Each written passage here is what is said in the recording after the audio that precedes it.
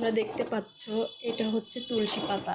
তুলসী পাতাটা আমি ভালো করে ধুয়ে গরম পানিতে ফুটাই নিচ্ছি। দেখো তুলসী পাতাটা রং ছেড়ে দিয়েছে। এই তুলসী পাতার চা বানাচ্ছি।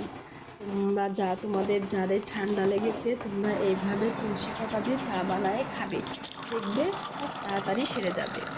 দেখো চাটা বানানো হয়ে গেছে, আমি এই গ্লাসে ঢেলে নিচ্ছি। তুলসী পাতাটা ঢেলে নিলাম।